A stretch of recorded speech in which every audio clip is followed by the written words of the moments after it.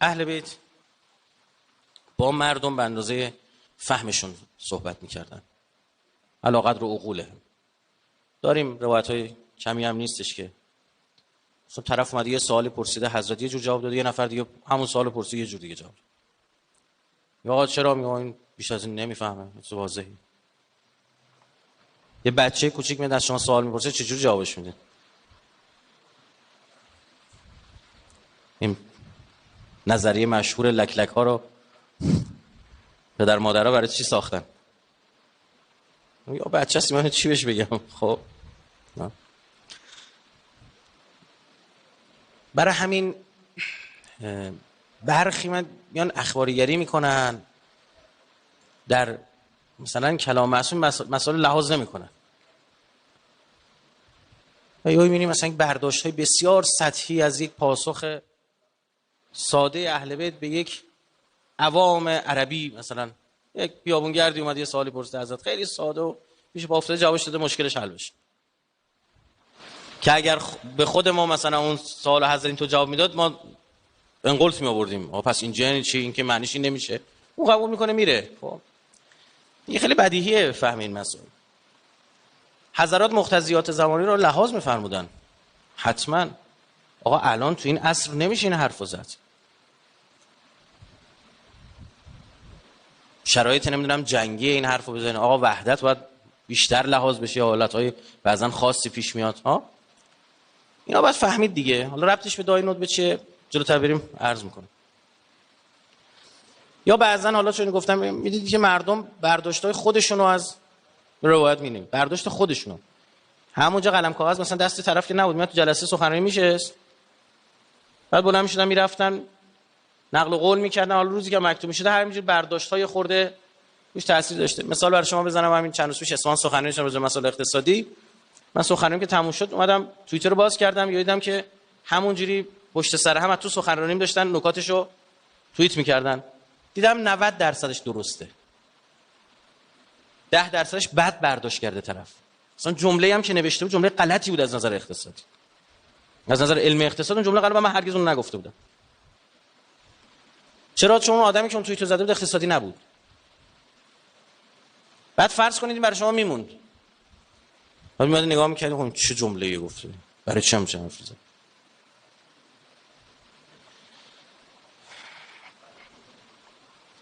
اما یک جای دیگه مسئله عوض میشه. اون کجاست؟ اون جایی که اهل بیت با خدا دارن حرف میزنن. با مردم که حرف بزنن باید به اندازه عقلشون حرف بزنن، شرایط زمانی رو لحاظ کنن. با خدا که حرف میزنن دیگه این سیر و این مسیر و این جهت الله کلا قصه عوض میشه. در مورد خودشون هم حرف میزنن میبینید قصه عوض میشه. مثلا زیارت قدیره امام هادی، زیارت جامعه کبیره. زیارت جامعه کبیره قبلش میگن 100 تا الله اکبر بگو، قاطی نکنین دوچار قلوب بشی بگی اهل بیت خدا. حالا همون امام هادی سوال مردم هم جواب میداد، به همین شکل هم جواب میداد. برای همین خیلی خیلی خیلی ادعیه ما مهم هستند، مخصوصا دعایی که معصوره، یعنی از اهل بیت به ما رسید. مخصوصا زیارتنامه‌ای که معصوره. ببین وقتی ما در مورد زیارتنامه حضرت عباس صحبت میکنیم علیه السلام چی میگیم؟ یه بخشش که من خیلی تاکید دارم تو صحبتام زیاد، اونو جدا یه سالی شاهرود من اونو بحث کردم زیارتنامه حضرت عباس رو. اونجا میگم ببین آقا امام صادق داره میفرماد لعن الله من جعل حق، لعنت بر هر کسی که توی عباس رو نشناسه. یعنی عباس شناسی فرضه. ما باید است آقا، ما باید بریم حضرت عباس بشناسیم، نشناسیم ملعونیم. حالا این اگه یکی از علما گفته خب بالاخره حضرت عباس ایشون هم خواسته ارادتشون نشون بده همین ویژه، کسی این حرفو زده که جایگاهش از حضرت عباس بالاتره، غلوف در کلامش نیست. معصوم مطلبی که میفرماد اصل بالا پایین کردن نداره. برای دعای اصلا این وجه متمایز کننده تشیع ادعیه ما. کجای دنیا شما دیگه همچین دعایی میبینید؟ بیارید بسم الله برید ببینید تو منابع برادران اهل سنت چقدر از این دعاها ما داریم. قابل قیاس نیست، قابل قیاس نیست.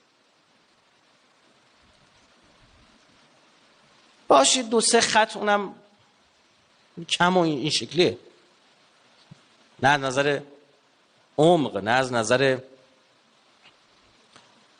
اندازه دعا، هیچ کدوم. یعنی دقت داشته باشیم، ما یه مانیفستی رو داریم بررسی میکنیم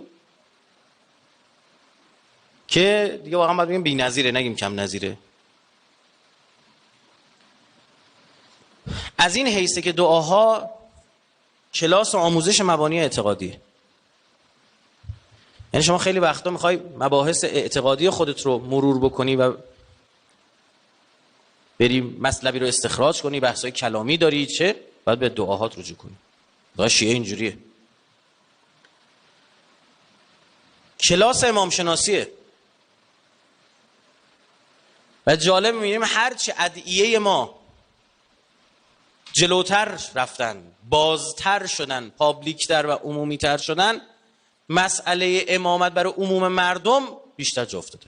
و اینا مطالبی که مثلا ما تو زیارت جامعه کبیره داریم قبلا هم بوده. فکر نکنید یه چیزی که مثلا یهو مثلا امام هادی علیه بالله مثلا تو جیبشون در آوردن. کاری که امام هادی علیه السلام فهمید که پابلیکش کردن، عمومیش کردن. و اینا همینا رو امیرالمومنین در مورد خودش میفرماد. امام صادق فرموده آقا ائمه اینطورن، جایگاه و شأن امامت اینه. اما امام هادی علیه السلام اینا پابلیکش کرد، عمومیش آقا همتون بدونید. واقعا عرض میکنم من مثلا زیارتی مثل جامعه کبیر آدم میخونه واقعا میگم اون موقع چطور قتل عام نکردن شیعه رو با این دعا. یه فضایی باید فراهم میشده، آرام آرام آرام جامعه به اون رشد میرسیده. حالا بیاین دعا. کلاس امام شناسی. ما اینجا در کلام امام فضل امام میفهمیم، فضیلت امام میفهمیم. و الا کم نبودن افرادی که عرض کردم مثلا کنار امام معصوم بودن، ما ثقه میدونیم اینا رو، روایت نقل میکنیم میذاریم چشممون. منتها آقا یه گافایی دارن، یه سوتیایی دارن عجیب غریب که بنده قسم میخورم یک نفر شما همچین حرفی رو نخواهد زد.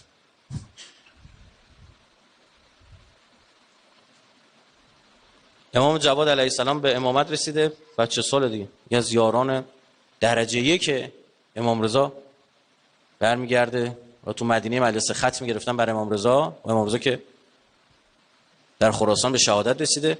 بعد میگه گریه بسته، باشید تا موقعی که بچه بزرگ میشه یه فکر یه خاکی تو سرمون کنیم زعامت تشیع رو چیکار کنیم. این خیلی حرف عجیب غریبیه که میگه عباس‌علی گرفت یقه شد. گفت مرسی میفهم چی داری میگی. عیسی به دنیا آمده پیغمبره، یحیی به دنیا آمده پیغمبره. بچه یه روزه داره حرف میزنه میگه آتان یا کتاب، من کتاب داده شده.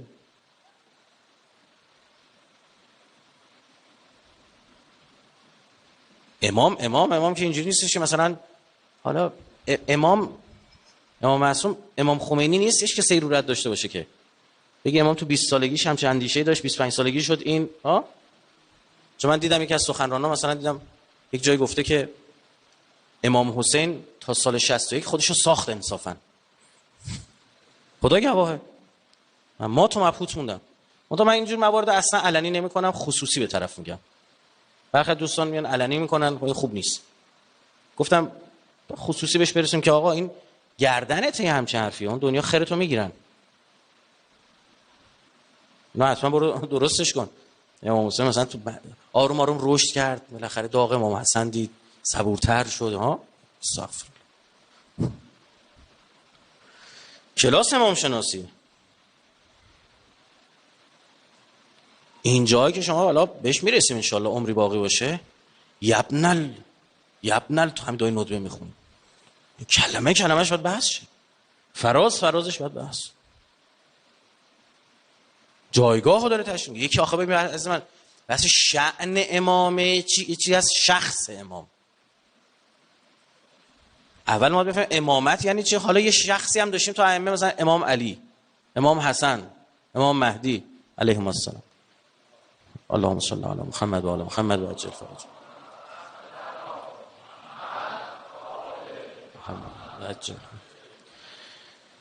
بله یکم کدام امام؟ بله بالاخره زندگی فراز و نشیبی داشته، طول عمری داشته، داستانی داشته، قصه ای داشته این زندگی. بسیار از این ادعیه شأن امام به ما یاد میده. اصلا امامت جا میندازه بر ما. فرقی ندارن ائمه با هم، کلهم نورون واحد.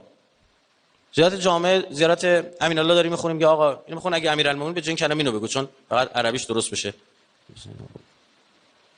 بقیه فرزند رسول الله، به امیرالمومنین آقا برادر رسول الله.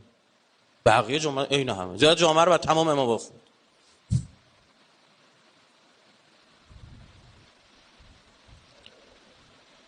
اینجا باید بفهمیم کجا به شأنیت داره اشاره میکنه، کجا ویژه است، خصایص در شخصه. شما به هیچ امامی اجازه ندارید بگید امیرالمومنین. امام صادق یکی گفت به ما نگید استفاده کنید، فقط برای جدمونه. حالا فکر کنید سه خلفا اومدن به خودشون گفتن امیرالمومنین. اونا دیگه خیلی بنده. بله این ادعیه به ما یاد میده چی بخوایم. خودمون عقلمون نمیکشه چی بخوایم. که اینون بچه‌ایم که مثلا میگن به سراغ الان این بچه‌ای مثلا چه می‌دونم 3-4 ساله دست باباشون دستشون گرفتن مادر آوردنشون مراسمش، میگه که ببین الان چی می‌خوایم؟ میگه شهر بازی. یه مثلا یه اسباب بازی، ماشینی، تفنگی، همینه. بیشتر از این اصلا بشه. میگه می‌خوای ردیف کنم مثلا دکتراتو مثلا بری فلان جا پست فرصت مطالعاتی برات ردیف کنم مثلا یه چرت و پرت چی میگه. یا بری مثلا یه زمین بهش نشون بده ببینی 1 هکتار زمینه این الان ببین من رفتم طرح توسعه شهری شهرداری رو دیدم اینجا یه اتوبان میخوره بعدن تو اون گرما بچه رو بردی اصلا اینو به ما بگن آره چشامون گرد میشه.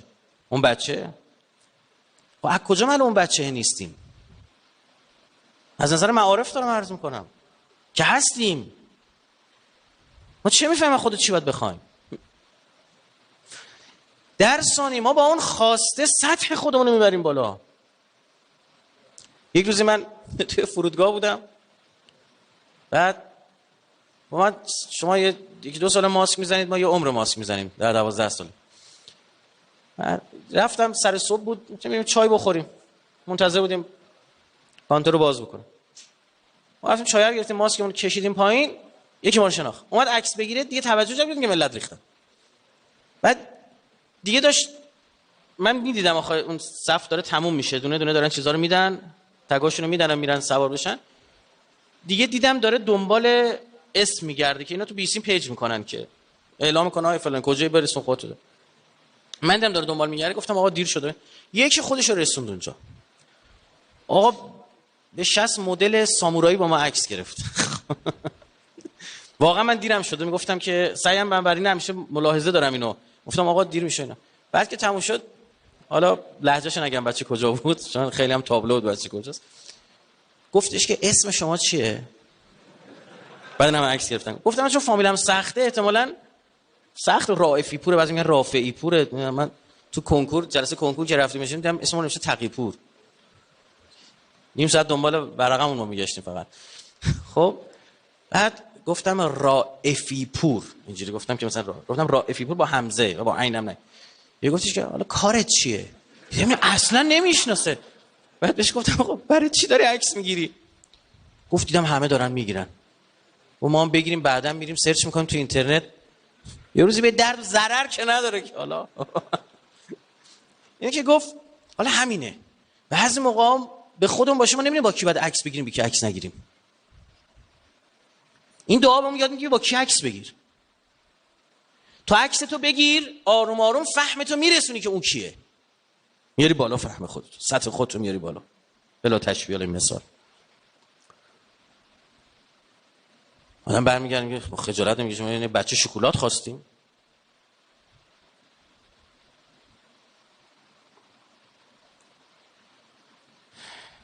این ادعیه عقل ما رو رشد میده. یعنی چی؟ یعنی میگیم خب او اینو خواسته، پس چرا من اینو خواستم چیزی کم دارم دیگه، برم اون کم بودم رو جبران کنم. آقا مطالعه باید بکنم، آقا برم 10 تا منبر بشینم. یعنی عمیق یه استانداردی رو ارائه میده که بنابر اون استاندارد ما میفهمیم چی باید بخوایم. 1 2 چرا من این چیزو باید بخوام؟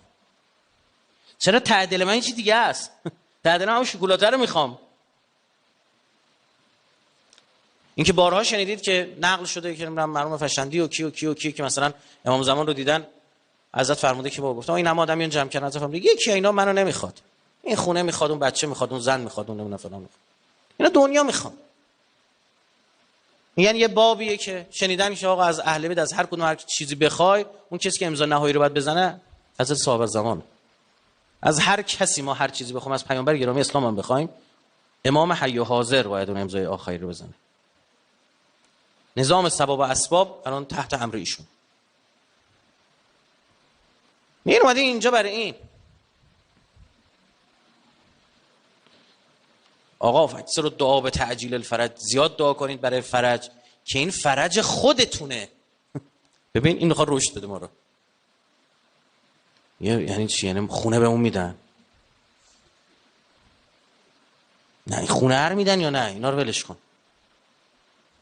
ماشینه ردیف میشه یا نه؟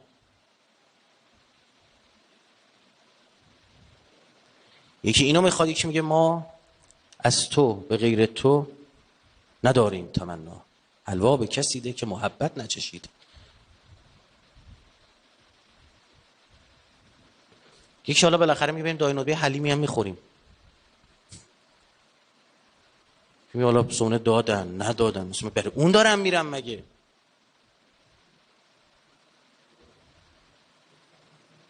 یه دیوونه بود ما میشناختیمش، خدا رحمتش کنه.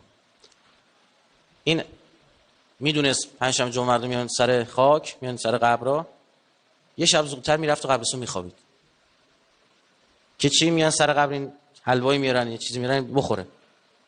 میرفت تو قبرستون شب میخوابید. حالا این خیلی تو چشتون میاد، خیلی ما هم همینیم، بند این دنیا شدیم، نه یه شب که اون یه شب میرفت میخوابید. کار عجیبی میکنه. مثلا عاشق آبقند بود، خوش از پشتم مینداخت با این مردم بهش آبقند میان بدن. 2-3 بار دست و پاش شکسته بود بنده خدا. ما همینیم، نمیفهمیم اونطور. شما غرق یه چیزی باشه اصلا متوجه نمیشی. الان برگرد مثلا به گذشته خودت فکر کن، به برمیگردی میگی چقدر بچه بودیم، ما کن چی می‌خواستیم. خجالت میکشی. بدون آینده‌ای داری که به امروز همینجور خواهی خندید. خب چقدر بهتر زودتر برسیم به اون آینده. وقت تلف نکنیم. چون سن و سال اینجا مهم نیست. معرفت به این از این جنس نیست. خیلی دنبال این نباشید. بله عرفش اینه که هر چقدر سن میره بیشتر آدم، اما بچه نوجوان 13 ساله دیدیم یه شب رئیس 100 ساله رفته. اون مرحمت بالازاده شهید اردبیلی که برمی‌دیم یه جلو دفتر ریاست جمهوری، گفتم براتون، نمیذاشتن بره، 10 بار قایمش میکنن، پرتش آخر خیلی هم عکسش هست، اندازه کنم جسایی که دستش گرفته. یاد موقع رهبری رئیس جمهور بودن، انقدر گریه میکنه جلو در اونجا که فکر کن محافظا میگن یه دقیقه نگردیم رئیس جمهور رد شد. میگم پدر ما رو در آوردین 2 روز اینجا قفلی زده. یعنی آقا اینجوریه، یه بچه‌ای اومده میگه آقا شما برید درس تو بخونی. میگه من حرفی ندارم آقا، فقط شما بنویس قاسم بن حسن تو کربلا نبودن، مخلص شما هست. که ایشون براش می‌نویسه که مانع رفتن ایشون نشوید. امضا میکنه، سررسیدشون پاره میکنه، یه بر بده به فرمانده سپاه شهرتون و میره 2 تا اسیر عراقی میگیره تو جنگ و نهایتاً به شهادت میرسه. این خیلی جمله است، یهویی آدم شوکه میشه. میگه ندارم این نرم باش، نمیده شما بزرگتر مایی، امر شماست. اما خب اینم برام بنویسه، من شبهه‌ای دارم دیگه. بالاخره بنویسه اشتباه شده اینه که ما گفتن قاسم ابن حسن، عبدالله ابن حسن اینا رفتن، از ولی زمانشون دفاع کردن و کسی هم بابت این مسئله اونها رو شماتت نکرده. روزه هاشو دارید برامون میخونید. مقبول کارشون، هم عقل میپذیرین و هم فطرت. این دعاها این جاییه که ببین گفتم اگه با مردم معصوم صحبت کرده یه قصه داره. اینجا وقتی از کلام معصوم در مورد معصوم داریم میشه، از کلام معصوم در مورد خدا داریم میشه، قصه فرق میکنه ها. برای همین شما مثلا میبینید اصلا عموم این خطبه ها این دعاها با حمد الهی شروع میشه. ماها باشیم عمرن همین سخنرانی من کجاش حمد الهی بود اولش؟ من که ادا در بیاریم.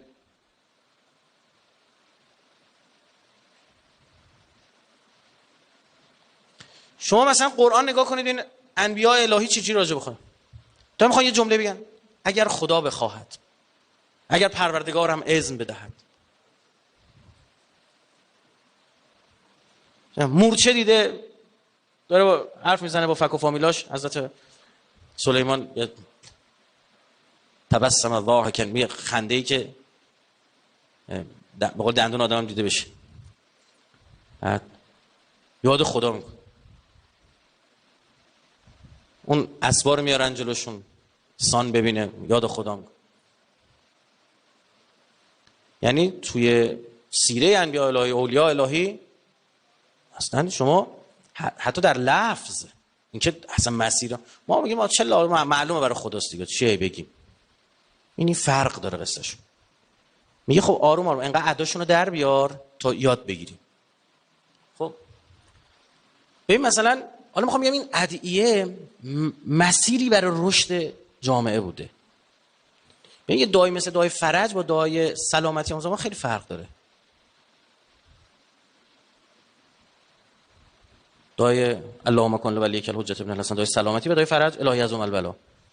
ببین شرایط فرق میکنه، سطح فرق میکنه. تا به کرونا خوردیم همه تلویزیون الهی عظم. تا قبلش نمیخواستیم. خب بابامون در نیومده بود تا این ها هر شب ساعت 9 شب تا کرونا هم جمع شد جمعش کردن دعا رو میبینید. الان من نمیشنوم، قبلا ساعت 9 شب سری میذاشت 9 بود 10 بود چی بود. نه الان دیگه قلب تموم شد آقا. آمار کرونایی ها الان دیگه نداریم، صفر شده.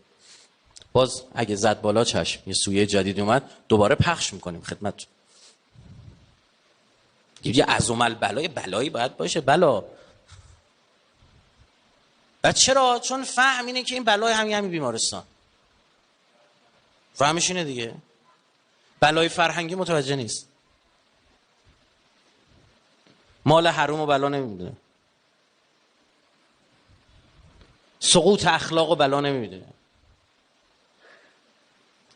بلا یعنی اسلحه.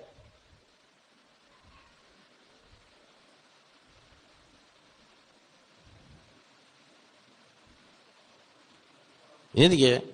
یعنی چقدر تفاوت به وجود میاد. یه دعا میاد وسط، ببین چقدر آدم دستبندی میشن.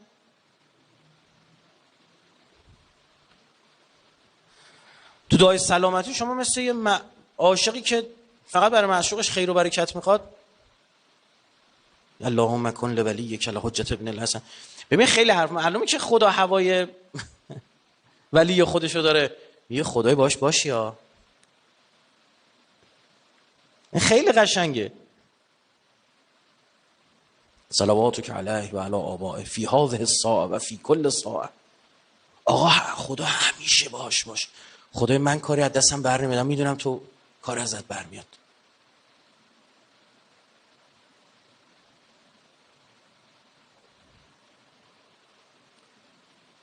نکته بعدی به نظر من نظر حقیره ها.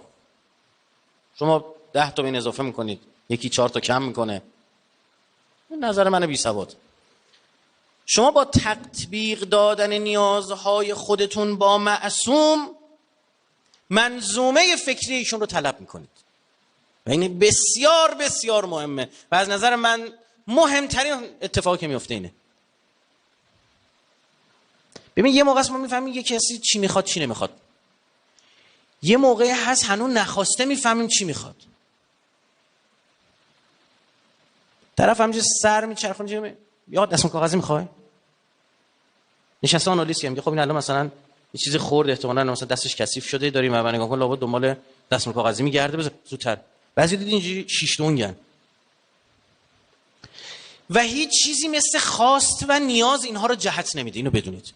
اصلا این حرف کل دنیای مدرن اینه، تقاضا. اصلا تبلیغات ایجاد تقاضا در شما میکنه. از طریق ایجاد نیاز در شما اون عرضه، اون کالایی که تو کارخونه تولید کرده رو میتونه غالب کنه به مشتری. واقعا غالب کنه به مشتری.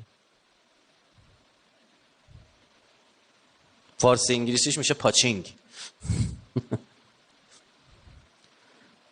اون تقاضا رو تحت تاثیر قرار میده. اینجا اصلا شما با تطبیق دادن و یکی کردن نیازهای خودتون، تقاضای خودتون با امام منظومه فکری میگیری. هستن کسایی که خیلی حرف عجیبی ها گفتم هم سالها پیش قبلا، هستن کسایی که روایت میذاری جلوشون، حذف میکنی قائلو، گوینده رو حذف میکنی، نگاه میکنی این باید حدیث پیامبر باشه. میدونه رسول گرامی اسلام با توجه به مقتضیات زمانی فرمایشی ازشون نقل شده تو چه حوزه‌ای بیشتر، چه مدلی. شما واقعا مثلا تفاوت در نهج البلاغه رو کلام امیرالمومنین با بقیه میبینید. حتی از پیامبر هم جملات اینجوری به ما نرسیده. پناه بر خدا، من نمیگم پیامبر نمیتونست اینو بگه، قطعا بهتر از امیرالمومنین میتونستن بگن. بحث بر سر اینه که این فرصت ظهور و بروز نبوده.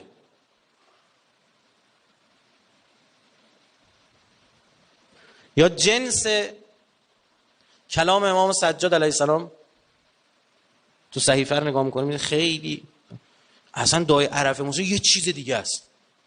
از این مدل دید اصلا از زمین تا آسمون یه جایی فرق میکنه. کلماتی که استفاده شده، یه جایی سبکش. ما اینجا با دعا، با تطبیق پس نیازهای خودمون منظومه فکری میگم. اصلا به شما بگم اتفاقی تو دنیا داره میفته همینه. چطوری یه نفر غرب زده میشه؟ تنظیمات نیازاش جابجا میشه. تمام. تو چند وقتی حس میکنی که تو هم باید سگ داشته باشی. یه نیاز جدید در تو وجود اومد. سبک زندگی عوض خواهد شد. منظومه فکریت هم، یعنی تو با یک کالا،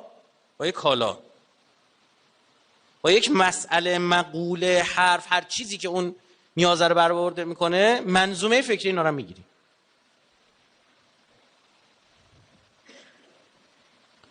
قلب مثل اختاپوسه، یعنی تو کشو میکنه تکثیر میکنه.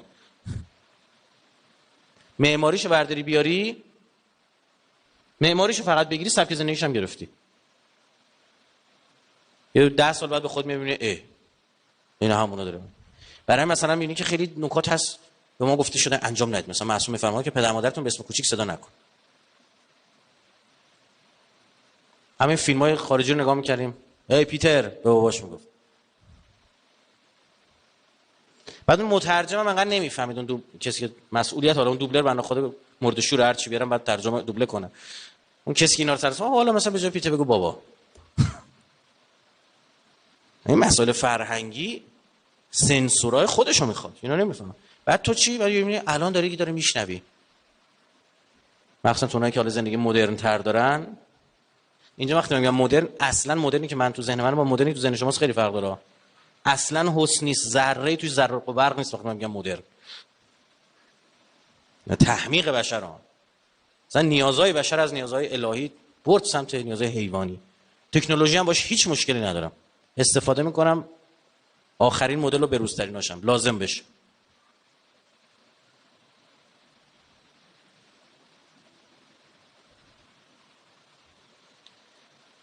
مسئله بعد این که تکرار این دعاها الغای شخصیت در من و شما میکنه. خیلی مهمه. آروم آروم منظومه فکری رو که گرفتی، شخصیتت هم همینجوری میشه.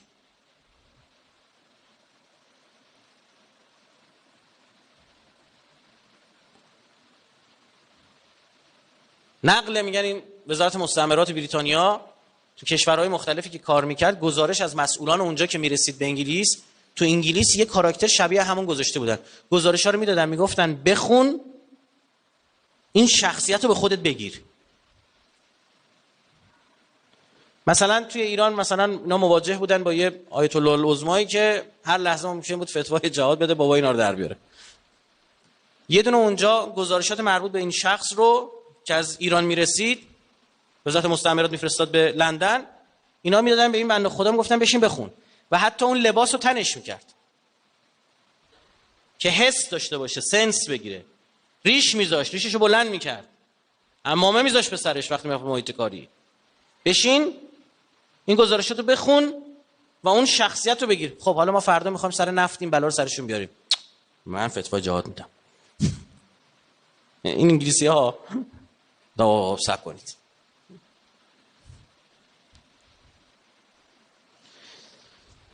با وقتی شما نیازهاتون دائم تطبیق دادی با این دعاها رو تکرار، می‌بینید که تکرار خیلی موثره. تکرار ما رو به نتیجه میرسونه. برای نماز تکراری به چه درد میخوره؟ اینم چه ضربات کلنگ تکراریه برای کسی که داره چاه میکنه. دقیقاً همین تکرار رو به آب میرسونه.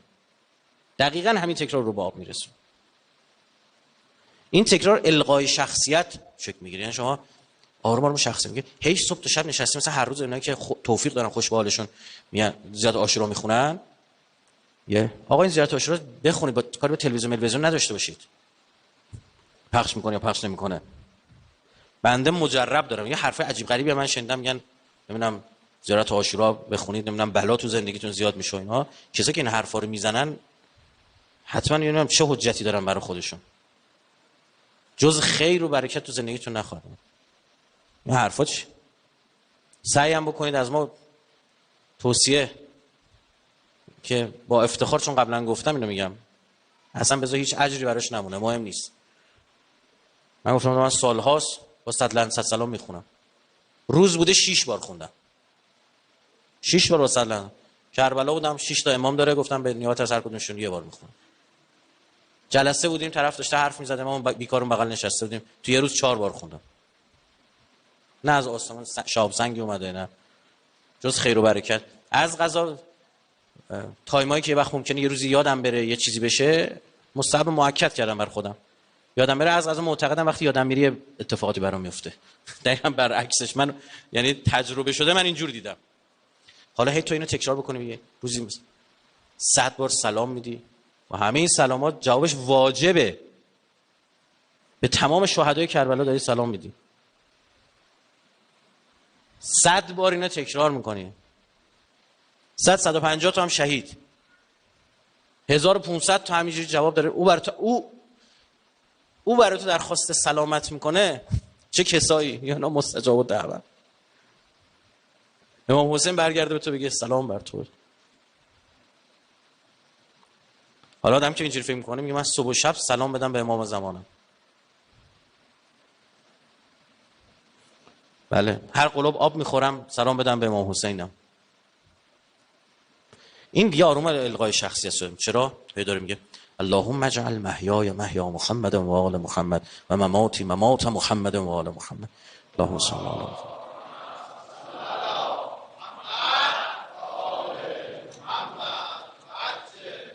خدایا زندگی ما رو زندگی اهل بیت قرار بده، مرگ ما رو مرگ اهل بیت، ممات ما رو ممات. خب این القای شخصیت صورت میگیره.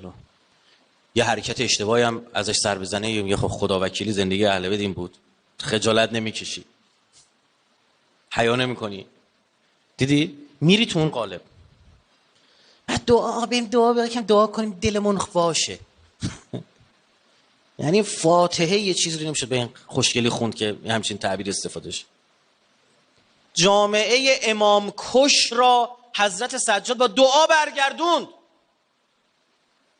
با دعا.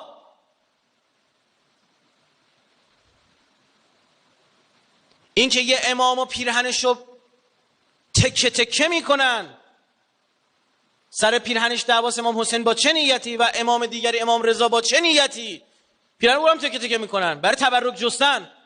چه اتفاقی تو اون جامعه افتاده؟ نه عصای اجدها شده، نه کسی رو آب راه رفته، نه ماهی 2.5 شده، نه خیر. اهل بیت عرضه شدن، استانداردهای اهل بیتی و فرهنگ اهل بیت، زندگی اهل بیت ساری و جاری شد. بدونید تشیع به صورت کلامی مناظره به این شکل منتشر نشد در ابتدا.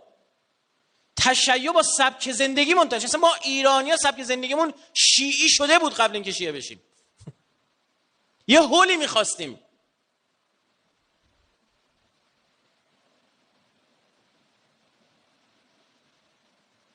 یعنی سنیمون هم دنبال توسل بود، سنیمون هم دنبال شفاعت بود. سنایی شاعر سنیمون هم میشه اسمش میگفت لعن الله یزید و علی آل یزید. فوش میداد به معاویه و بنی امیه. شاعر سنیمون هم وقتی میخواست از خلفا شعر بگه، برای خلفای راشدین شعر میگه، برای اونها هم گفته، برای اونها نیم صفحه گفته. به امیرالمومنین که میرسه اصلا ورق برمیگرده، صفات برمیگرده. اصلا انگار تا قبلش در مورد لامپ داری حرف میزنی، یهو در مورد خورشید داری حرف میزنی. تمام خواستش شاعر یهو میاد میگه شیر خدا و رستم دستانم آرزوست. گفت کل این شهر رو چرخیدم تو تاریکی، دی شیخ با چراغ همی گشت گرد شهر، که از دیو و دد ملولم و انسانم آرزوست. آدم میخوام، انسان میخوام. یکی میگه علی میخوام. خب این شاعر سنیه. فرهنگ اهل بیت بوده، سبک زندگی اهل بیت بوده.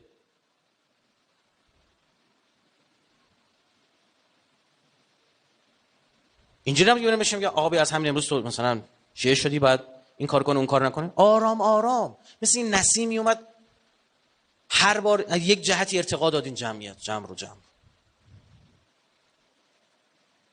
این دعاها این کارو میکنه. خدا رحمت کنه آقای فاطمی ها رو. یه جایی نقل می‌کردم گفت من حج بودم، یه دعای عرفه هم امام سجاد داره، من خودم نخوندم دعا رو هنوز. گفت چون دیر شده بود، میگم من این دعای عرفه امام سجاد رو خوندم. میگم من بلند بلند داشتم میگم، میگه یادم صدای گریه یا این پشت میاد. ما دعام تموم شد، الجزایری بود، سنی بود. گفت پرید تو گریه، گفت این حرف مال کیه؟ آقا اصلا شما بیاد بگذاریم کنار صدر اسلام چی شد. اینا همش ساخته پرداخته. خوبه؟ سلمنا. بسم الله. ببینید صحابه از هر کدومشون چی مونده به دست ما رسیده. ها؟ بریم سراغ کی بریم؟ آقا مگه برادران عزیز اهل سنت ما نمیگن که صحابه هر کدوم مثل ستاره‌ان، مثل نجومن و هر کدوم دوست داشتید اقتدا کنید؟ آقا من با دو اکبر پیدا میکنم، تو با دو اصغر پیدا کن. آقا من ستاره قطبی بیشتر باش حال میکنم، باش با ستاره قطبی. ذات الکرسی برای من باش. آقا هر جو عشقته، بفهم فقط کجا میری. اینو میگن دیگه. باش من اصلا همینو قبول دارم. والا من تو ستاره ها دارم میرم میچرخم، از علی ستاره تر پیدا نمیکنم. تو شبم مثل خورشیده. آخه وقتی این خورشید نمود پیدا میکنه دیگه ستاره چش نمیاد که. تو روزم ستاره ها هستن دیده نمیشن، چش نمیاد. میگه چی؟ میگه ول کن امامت قدیر اینا همه رو میذاریم کنار، رو گوشم تاقچه. خوبه؟ گوشم تو صندوق قفلم زدیم درش، کلیدم دادیم تا قورت بده. حل داداش. بسم الله ببینیم چی ازش میاد. نهج البلاغه بفرم. بعدی مناجات امیرالمومنین میذارم واسه. کمیل میذارم واسه. شما چی داری؟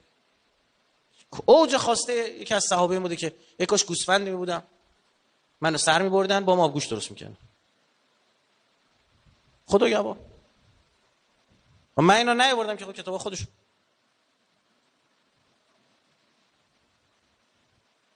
کی جرأت کرده بره رو منبر بشینه بگه سلونی قبلا تفقدونی؟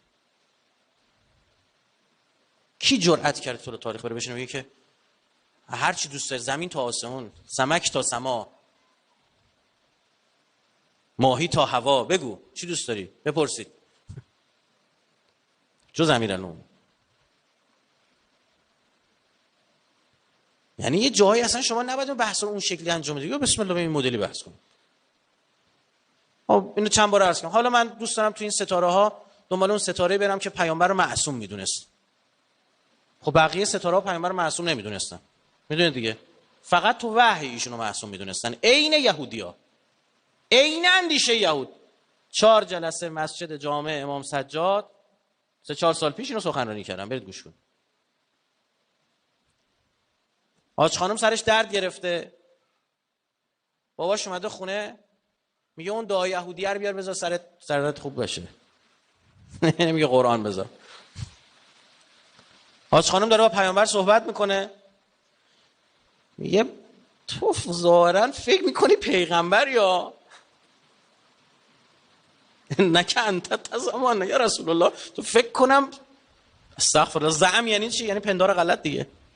تو فکر کنی باورت شده پیغمبری یا زن پیغمبره.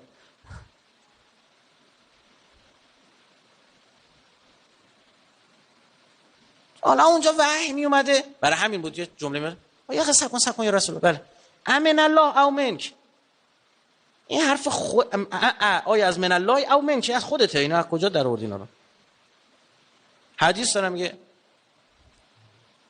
یه اختلاف نظر بین پیامبر و خلیفه دوم اتفاق افتاد، اختلاف نظر بود،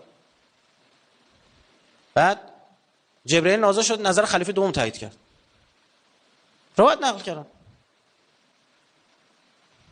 عجب خدای، خب همون از اول همون پیغمبر میگردی، خب وقتی خب بیشتر میفهمه.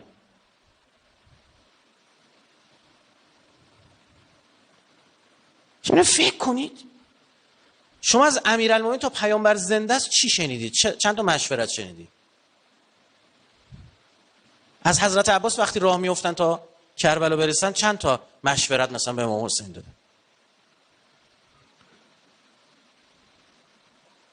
امیرالمومنین اصلا بعد از پیامبر لب باز کرده کنه. چرا؟ تا رسول الله. شما کی حرف بزنید؟ بعد پیامبر میگه بابا تونی به صحیفه حدیث قرطاس صحیفه بد دوا یا قرطاس یعنی چی، به من بدید بنویسم لن تزلوا بعدی. بعد من گفت 7 جای صحیح بخاری اومده، 7 جاش میگه قال فلان ان الرجل لا يحجر غلب عليه الوجعين، قاطی کرده تزیون داره میگه بده من بابا، گرفت پاره کرد. ببخشید من عذر میخوام، من مخلص جسارت، حالا شما من دخالت نمیکنم تو کارتون، حالا اجازه بفرمایید من تو این ستاره که قائل بر اینه که پیامبر کاغذ خواست بهش کاغذ بدید و من اینو میخوام، شما برو دنبال اون ستاره که میگه نه پیامبر اینجا متوجه نیستش، دست و پای پیامبر میگه به زور نگه داشتیم مثل بچه‌ها لط و دارو نمیخورد، به زور نگه داشتیم لددنا، به زور از گوشه لپش دارو ریختیم تو حلقش. با افتخار تعریف کرده صحیح بخاری. بعد که بیهوش شد به هوش اومد گفت جز عموم عباس که تو این کار شما دخلی نداشت همتون از داروه بخورید. آقا ظاهرا دارو نبود یه چیز دیگه بود دیگه.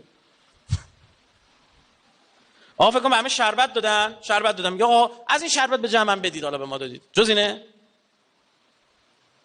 میگه جز عموم عباس که تو کار شما نقشی نداشت، یعنی اون بنده خدا مقصر نیست، خبره بیا اینجا یه خرابکاری که میگه خودتونم بخورید اگه راست میگی.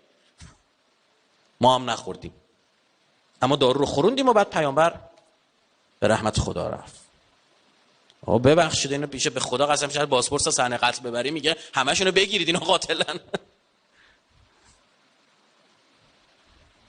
دعا سبک زندگی یاد میده، دعا نیاز یاد میده، دعا به شما یاد میگه چی بخوای چی نخوای. دعا اون الجزاییه رو فیوزاشو میپرونه. میگه اینا چی، ما یه عمر مسلمانی کردیم همچین الفاظی نشنیده بودیم، اینا 1400 سال پیش یه نفر گفته. بله.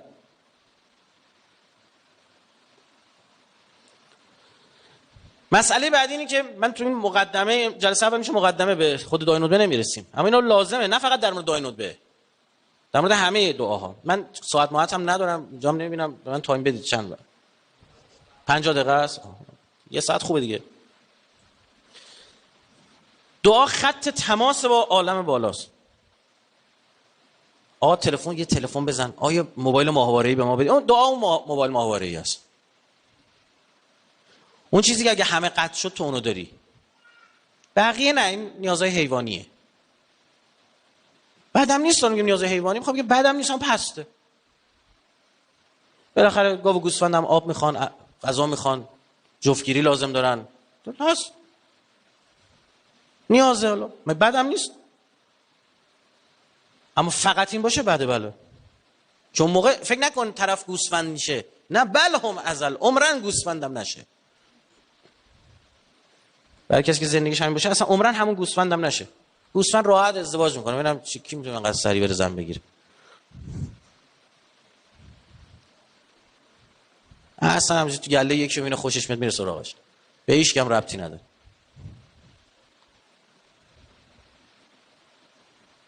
جز اینه اون عقاب میگن اینم اگه سواد داشته باشه میگن از 150 متر میتونه روزنامه بخونه پدر سوخته. چه اشمایی داره؟ ما که نداریم. گربه رو چند طبقه پرت میکنه 4 دست میبینه ورزیده تره. یوز بلنگه نمیدونم با چه سرعتی میدوه، پیشش لاک‌پشت محسوب میشیم. ندیدی؟ اگه فقط بخوای حیوان تو همه حیونا میری صف آخر صف اون ته جا میگیری.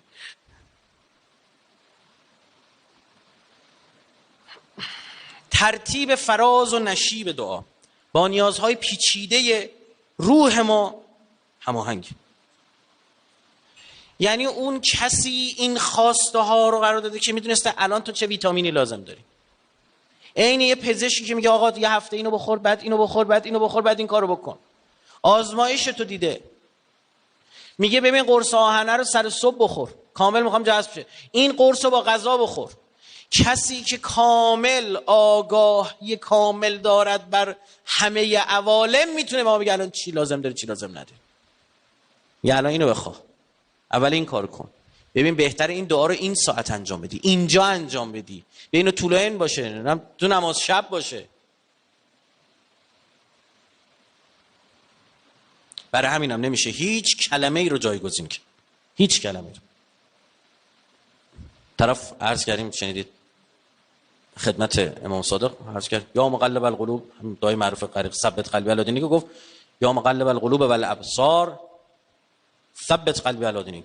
حضرت برخورد کرد باشه، این چیزی بنده خدا کم نکرده، گفته خدای مقلب القلوبی، تازه یه چیز اضافه تر بدیم به خدا، مگه بعد یه سرتیفیکت دیگه هم میدیم یا مقلب القلوب والابصار. حضرت برخورد کرد گفت اینو اینجا حق نداری اضافه کنی. آقا کم که نکردیم، چیز اضافه هم گذاشتیم. اینا دقت میخواد. آخر آیای قرآن مثلا یه چیزی میگه خدا، بعد آخر ان الله مثلا سمیع علیم، مثلا حالا مثلا به جای سمیع علیم نمیدونم مثلا ان الله علی کل شیء قدیر بود، ما چی میفهمیدیم؟ ها میخوندیم یا حالا هر چی هست یتقلقلون میکنیم میریم جلو، نه چی میفهمیدیم؟ مثلا علیم بذات الصدور لاودی، نه اونجا اون بعد گفته شه، ما که نمیفهمیم، اون که گفته میفهمه، اون پزشک میدونه میگه این قرص اینجوری باید بخوریم.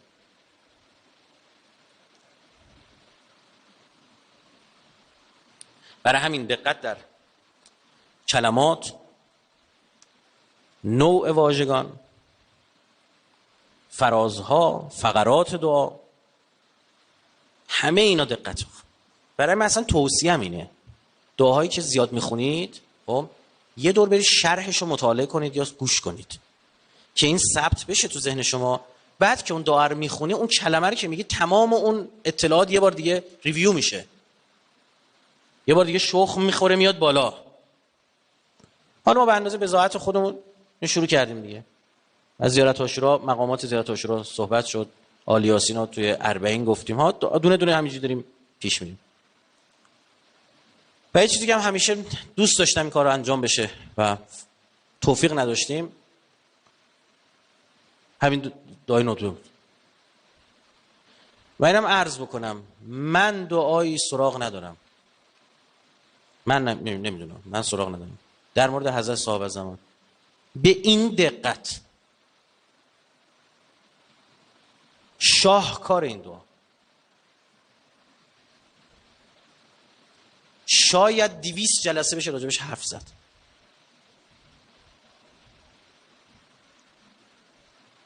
کلمه کلمش یبن طاها، چرا طاها؟ یب طاها کیه؟ باز کنیم. منظور از محکمات کیه؟ که تو فرزند محکماتی. باز کنیم. عین هادم و ابنیت شرک و نفاق، میاد ابنیه شرک و نفاق رو خراب میکنه. ابنیه شرک و نفاق یعنی ساختموناشون رو خراب میکنه یا ساختارها و سازمانها و نهادسازی هایی که مشرکانه است، منافقانه است، کفر آلوده. ساختمون رو خراب کردن که 2 دقیقه یه بمب میذاریم میاد پایین.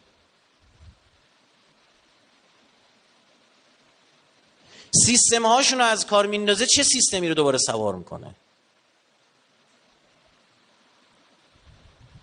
و اینم تاکید بکنم بنای ما تو این جلسات این نخواهد بود که مثلا رسیدیم اونجا توی دعا مثلا یه لفظ امامته بعد بگیم خب حالا بچا امامت چیه 10 جلسه بریم امامت حرف بزنیم. نه، نخ تسبیح خود دعاه.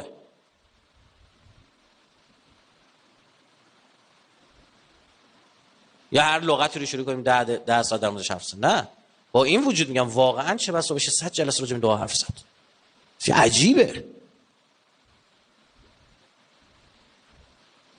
از خود ابتدای تاریخ شروع میکنه و بعضان اسکنتهو و یه دی در بهشتت ساکنشون کردی، همون حضرت آدم شروع میکنه تا آخرش و نحن نقول الحمدلله رب العالمین. ظهورش گرفته نشستیم میگیم الحمدلله شدا آیا اتفاق افتادا. کل این سیر تاریخ بشر رو بخشش که اتفاق افتاده رو بخشی باید اتفاق بیفترم آمادهمون میکنه. اصلا دعای به بچت میخوای امام زمان شناسی یاد بدی، مهدویت یاد بدی، بعد با دعای ندبه یاد بدی. از همه از قصه حضرت آدم باید شروع کنیم. به خدا ما که این کارو کردیم نتیجه گرفتیم.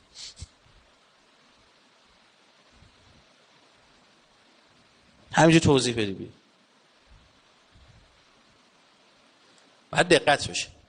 حالا جلسه بعد انشالله راجع به سند دعا میخورده، نه خیلی عرض کردم مثلا بنا نیست خیلی تو این بخشایی که از نظر بنده حاشیه است جدی بریم راجع به سندش هم صحبت کنیم. از من چیزی بنده نیستم، دعا معصوره، یعنی این کلام معصومه. حالا اینکه امام صادق یا امام زمان اختلاف نظر، از نظر من فرقی هم نمیکنه. ائمه همشون یه نور واحدیه.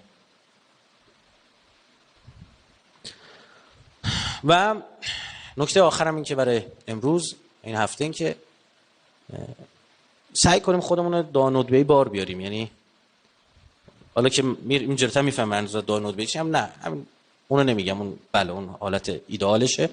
از اینکه همین که بتونیم خودمون مقید کنیم به خوندن دعا ندبه و یاد بگیریم دست رفیقمون رو با زن و بچه‌تون بلند شید بیاید و آروم آروم شیرینیش رو خواهید چشید. از ما گفتم اونه که الحمدلله خودتون کارید میدونید، اما شیرینیش رو خواهید چشید و برکاتش رو زندگیتون خواهید دید، مادی و معنوی.